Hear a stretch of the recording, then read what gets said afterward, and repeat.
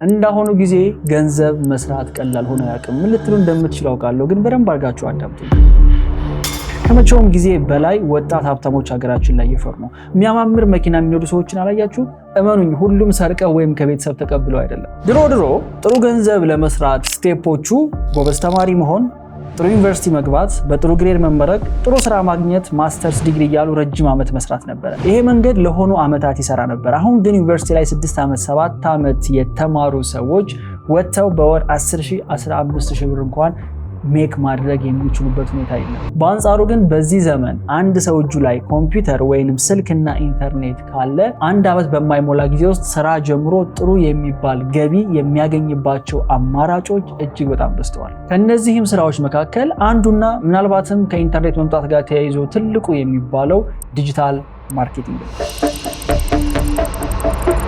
ለዚህ እኔ ራሱ ምሳሌ ነኝ። ዩኒቨርሲቲ ያለን እራት የምንበላበት 30 ብር አተን የምግብ ዴሊቨሪ ከመስራት አንስቶ የራሴን ድርጅት ማቋቋም የቻልኩት በዲጂታል ማርኬቲንግ ነው። ይህንን ቪዲዮ በጥንቃቄ አይታችሁ ከጨረሳችሁ ዲጂታል ማርኬቲንግ እንዴት እንደሚሰራ እንዲሁም ደግሞ በሚቀጥሉት 6-12 ወራት ውስጥ እንዴት ገንዘብ ልትሰሩ እንደምትችሉ ታውቃላችሁ። ከዛ በኋላ መጀመርና አለመጀመር የእናንተ ምርጫ ነው የሚሆነው።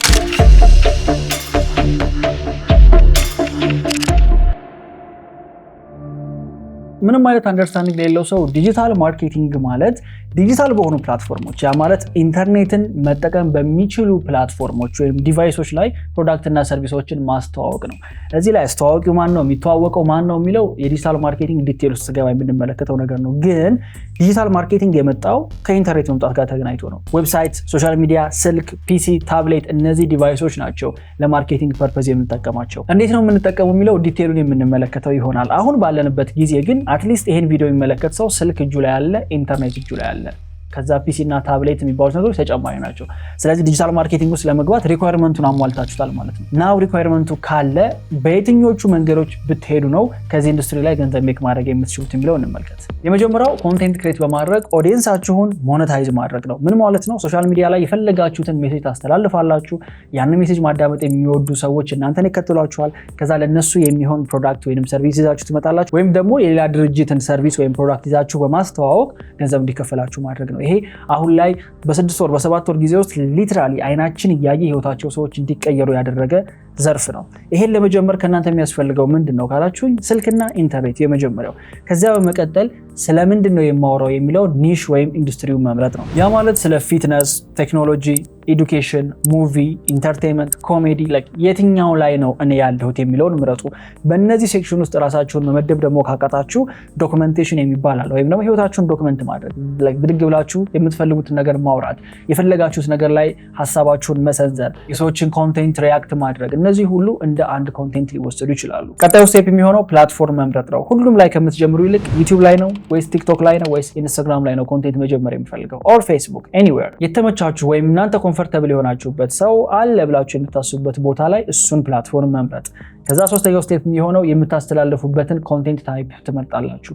ያ ማለት በቴክስት ነው ማውራው ወይስ በቪዲዮ ነው ማውራው? ሞስት ፕሮባብሊ ሰክሰስፉል መሆን ስለምትፈልጉ ቪዲዮን ምረጡ። ሁሉም ፕላትፎርሞች ቪዲዮን ሰፖርት ያደርጋሉ። አሁን ላይ ፑሽ የተደረገ ያለው እሱ ነው። ከዛ መቀጠል ኮንሲስተንትሊ ፐብሊሽ ማድረግ። በሳምንት በትንሹ ከ3 እስከ 5 ጊዜ ሶሻል ሚዲያ ፕላትፎርሞች ላይ ሳታቋርጡ ከ3 እስከ 6 ወር ያህል ፐብሊሽ ካደረጋችሁ ከዛ በኋላ ስትሮንግ የሆነ ኦዲየንስ ቢልድ ማድረግ ትችላላችሁ። ይሄ የምሬ ነው የምላችሁ፣ ጋራንቲድ ነው። ብዙዎቻችሁ ቲክቶክ እና ዩቲዩብ ከፍታችሁ ከ6 ወር በላይ ቆይታችሁ ሊሆን ይችላል። ግን ኮንሲስተንትሊ በሳምንት የሚጠበቅባችሁን ያህል ፐብሊሽ አድርጋችኋል ወይ? አንደኛ። ሁለተኛ የሆነ ኮንቴንት ፐብሊሽ ማድረግ ከጀመራችሁ በኋላ ይሄ ነገር እየሰራ አይደለም ብላችሁ ምን ያህል ጊዜ ቀይራችሁታል? ብዙዎቻችሁ እነዚህን ሁለቱን ስቴፖች ማለፍ አትችሉም። በዚህ መንገድ ኦዲየንስ ከገነባችሁ በኋላ ሞኔታይዝ የምታደርጉባቸው ስትራቴጂዎች የመጀመሪያው ብራንድ ዲል ነው። ማስታወቂያ መስራት ይታወቃል ራይት? የሆነ ቲክቶከር ይመጣል፣ የሆነ ካምፓኒ ስፖንሰር ያደርገዋል፣ ከዛ በኋላ ያስተዋውቃል። ፐር ቪዲዮ 30,000 40,000 50,000 100,000 ከዛም በላይ ሊከፈለው ይችላል። አሁን ያለው አንዱ መንገድ ይሄ ነው።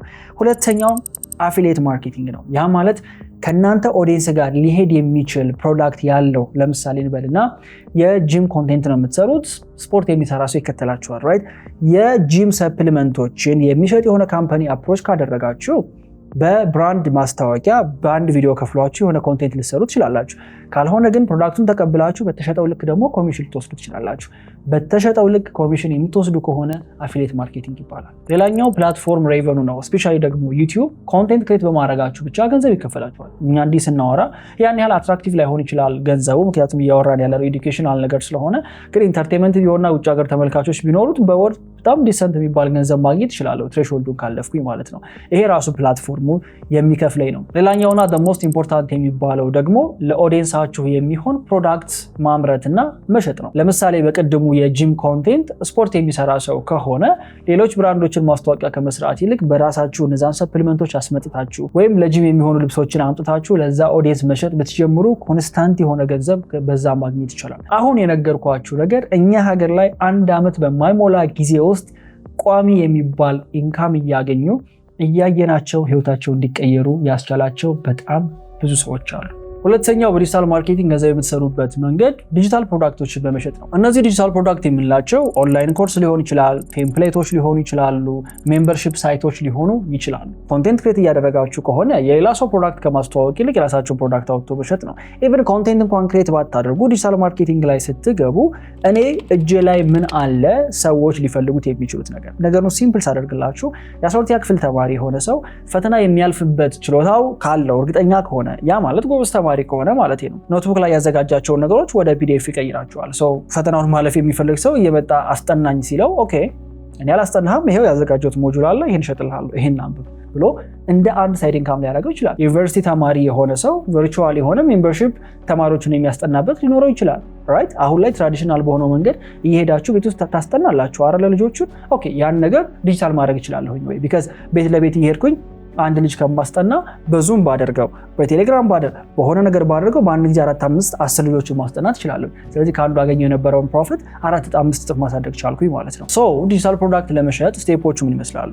የመጀመሪያው ቶፒካችሁ መምረጥ ነው። አዲስ ፖይንት ምንም ነገር ሊሆን ይችላል። ሰዎች የሚጠይቋችሁ አሳየኝ፣ ይሄ ነገር እንዴት ነው የማደርገው የሚሏችሁ ነገር ካለ እሱን ወደ ፕሮዳክትነት መቀየር ነው። እኛ ፕሮዳክታይዝ ማድረግ እንለዋለን። ስለዚህ ሁለተኛው ስቴፕ ያችን ሳምፕል ፕሮዳክት ዲዛይን ማድረግ ነው። ለምሳሌ ቪዲዮ ኤዲተር ሊሆን ይችላል። የሆኑ ሰዎች የመጡ ይሄ ነገር ነው የሚሰራው፣ ይሄን ኢፌክት አሳየኝ፣ ይሄን ነገር አሳየኝ ያሉት ከሆነ ኦኬ ይሄን ነገር እንዴት ነው ፕሮዳክታይዝ አድርጌ አንድ ሰው አንደርስታንድ ሊያደርገው በሚችለው መንገድ የምሰራው ብሎ ራሱን ሪከርድ እያደረገ ቪዲዮ በኮርስ መንገድ ቀርጾ ሊያስቀምጠው ይችላል። ቀጣዩ ስቴፕ የሚሆነው ይሄንን ፕሮዳክት የሚሸጥበትን ቦታ መምረጥ ነው። አሁን ላይ ቴሌግራም ቻናል ክሬት አድርጎ በቴሌግራም ቻናል ሊሸጠው ይችላል። ካልሆነና ከበረታ ደግሞ ዌብሳይት ዲዛይን አድርጎ የራሱ ዌብሳይት ላይ ሆስት ሊያደርገው ይችላል። ቀጣዩ ስቴፕ የሚሆነው ለማን ነው የምሸጠው? ሰው እንዴት አድርጎ ይሄን ነገር ሊያገኘው ይችላል? እንዴት ሊያቀኝ ይችላል ነው። ኮንቴንት ክሬተር የሆነ ሰው በኮንቴንቱ ይሸጠዋል። ካልሆነ ግን ምንድን ነው የምታደርጉት? ፌስቡክ አድቨርታይዚንግ የሚባል ነገር አለ። አዶቻችሁን ትቀርጻላችሁ። እንዲህ አይነት ነገር አዘጋጅቻለሁ፣ እንዲህ ሰርቻለሁ የሚል አድ ትሰሩና እሱን ፌስቡክ ላይ ቡስት ማድረግ ካምፔን መስራት ነው። እንዴት ነው የምሰራው ካላችሁ ቻናሌ ላይ ቼክ አድርጉ። ረጃጅም የፌስቡክ አድቨርታይዚንግ ቱቶሪያሎች አሉ።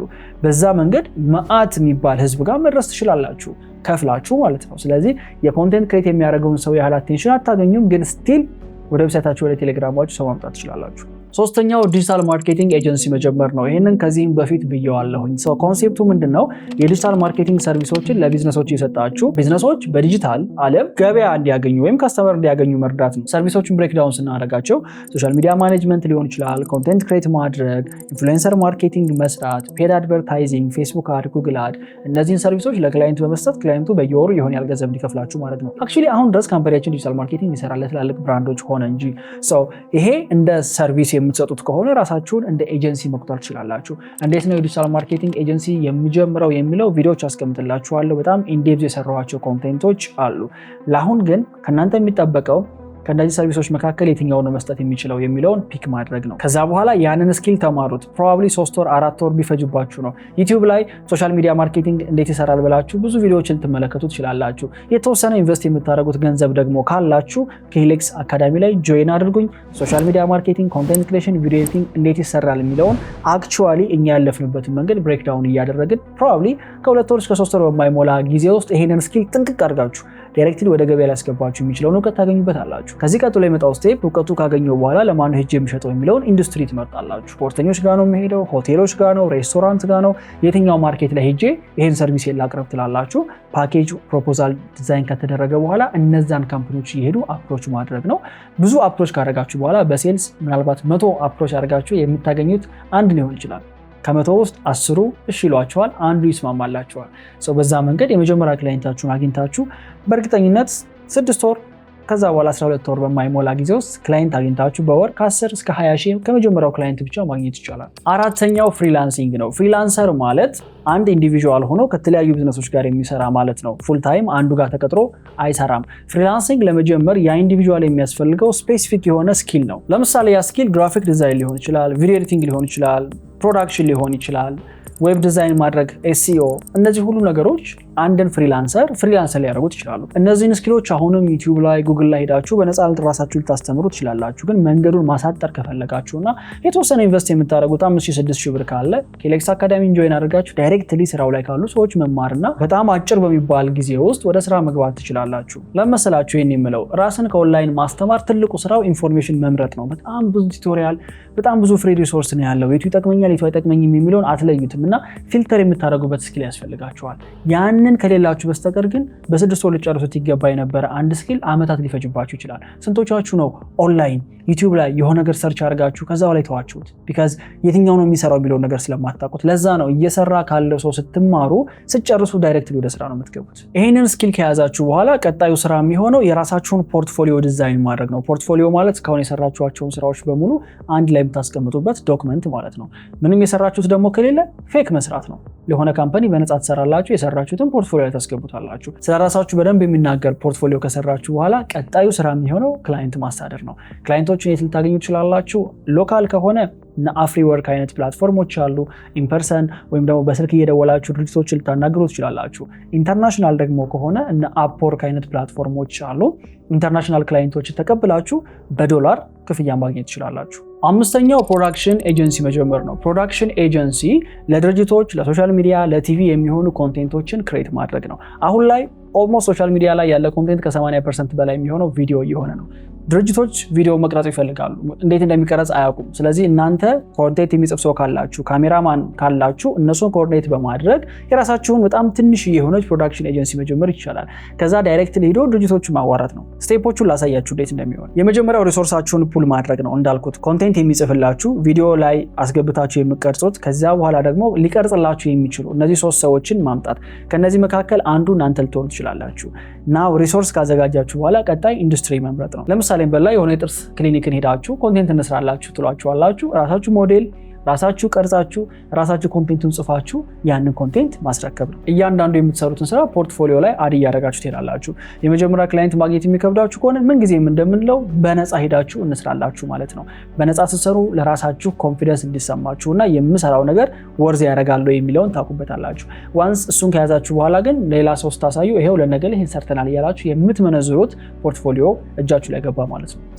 የምንሰጧቸው ሰርቪሶች ኮንቴንት ክሬት ማድረግ፣ ቪዲዮ መቅረጽ፣ ፖድካስት መቅረጽ፣ ፎቶግራፊ፣ ፕሮዳክት ፎቶግራፊ እነዚህን ያካትታል። አሁን ላይ በጣም የሚገርም ገንዘብ እየሰሩ ያሉ ወጣት ፕሮዳክሽን ኤጀንሲ ያላቸው ሰዎች አሉ። ከዚህ በፊት በሰራው ቲክቶክ ኤጀንሲ ጀምሩ በሚል ኮንቴንት በጣም ብዙ ልጆች አሁን ላይ የድርጅቶችን ቲክቶክ ኮንቴንት ፕሮዲውስ እያደረጉ ይገኛሉ።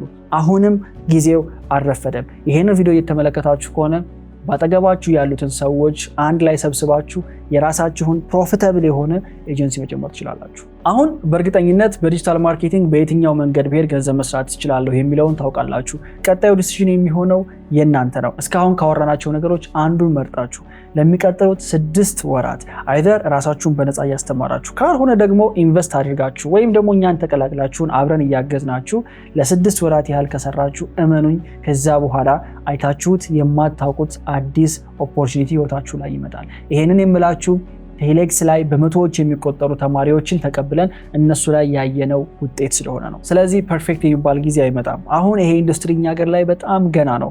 ከዚህ በኋላ ሞር ሳቹሬትድ እየሆነ ነው የሚሄደው። ለመጀመር ትክክለኛው ጊዜ አሁን ነው። ለመጀመር ዝግጁ የሆናችሁ ሰዎች ጉድ ላክ እላችኋለሁኝ። በቀጣይ በሌላ ቪዲዮ እስክንገናኝ ድረስ መልካም ጊዜ